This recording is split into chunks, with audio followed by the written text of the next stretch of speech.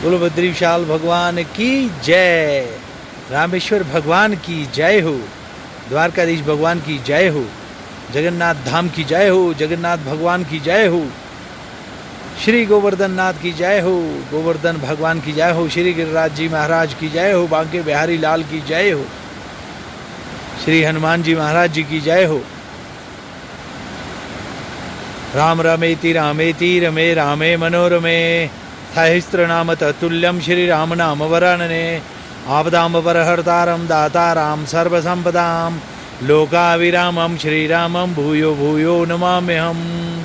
शान्तकारं भुजगशयनं पद्मनाभं सुरेशं विश्वधारं गगनसदृशं मेघवर्णं शुभांगं लक्ष्मीकान्तं कमलनयनं योगिहृदयानगम्यं वन्दे विष्णुं भवभयहरं सर्वलोकैकनाथं यं ब्रह्मा वरुणेन्द्र रुद्रमरुतः स्तुवन्ति दिव्यैस्त्रवै हर्वेदे सङ्गपदकर्मोपनिषदैर्गायन्ति यमसामगा ध्यानवस्थित तद्गतेन मनसा पश्यन्ति यम योगिनो यस्यान्तं न विदुः सुरासुरगणा देवाय तस्मै नमः।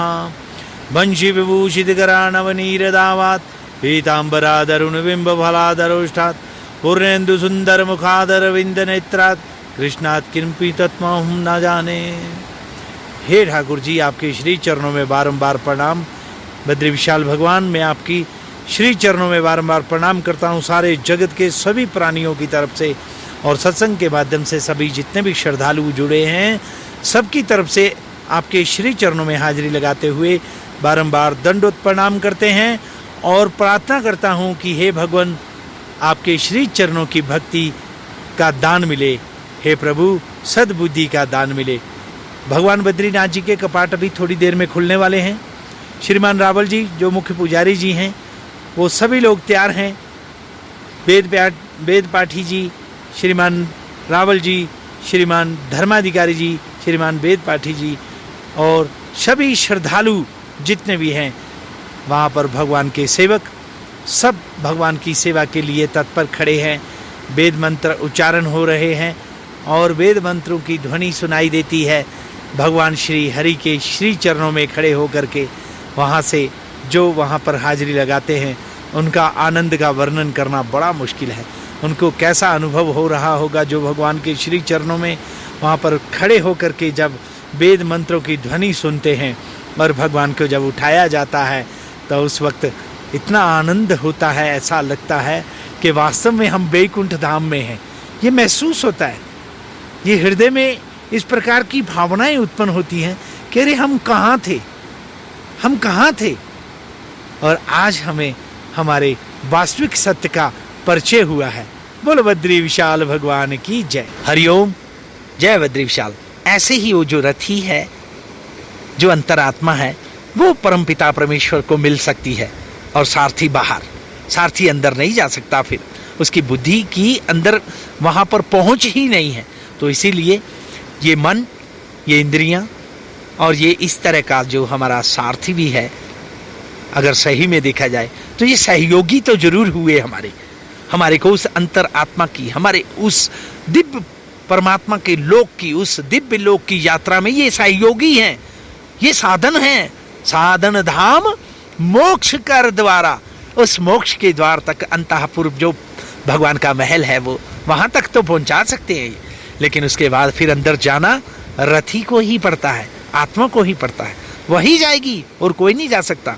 शुद्ध बुद्धि जो होगी वो ले जा सकती है, और अगर नशे वाली बुद्धि होगी तो वो घुमाती रहेगी घोड़ों को इधर उधर, इंद्रियों को, और मन भटकता रहेगा। और फिर हमें हो सकता है कि इस संसार में इस तरह से राग और द्वेष उत्पन्न होता रहे तो फिर हम भटक गए। इसीलिए उन यात्राओं को करते हुए, आंखें खोलते हुए, इस जगत की यात्रा करते हुए, इस जगत में रहते हुए, भली भांति कर्तव्य का पालन, निस्वार्थ कर्म करते हुए, निस्वार्थ सेवा भाव अपने हृदय में धारण करते हुए हम अंतापुर में प्रवेश कर सकते हैं। तो याद रखिएगा, यहाँ पर हमारे सगे संबंधी, उनसे भी हो सकता है, जैसे हमारी इंद्रियां, मन, बुद्धि, हो सकता है इनसे लड़ाइयाँ हो, युद्ध हो सकता है। जिस सगे संबंधी, जैसे यात्रा करते समय रेल में भी किसी से लड़ाई हो सकती है, रिक्शे वाले से जैसे हो गई, तो उससे सीखना है कि अब ये जो अंतर की यात्रा प्रभु के साथ जब साक्षात्कार होने वाला है, तो यहाँ पर भी अभी हमारे काम, क्रोध, लोभ, मोह, अहंकार, मन, बुद्धि, ये सब चित्त, अहंकार, सब कुछ जो है इनसे भी युद्ध होने वाला है। तो याद रखिए, भली भांति आंखें खोल के और प्रभु का सेवा और सुमिरन करते जाएं। तो इसीलिए जैसे बोलता हूं मैं कई बार कि नजरों को बदलो, नजारे बदल जाएंगे। नजरों को बदलो, नजारे बदल जाएंगे। अब फिर वहां बात आई कि आंखें खोलनी है, आंखें बंद नहीं करनी, नजरों को बदलना है, नजारे बदल जाएंगे। और सोच को बदलो, सितारे बदल जाएंगे।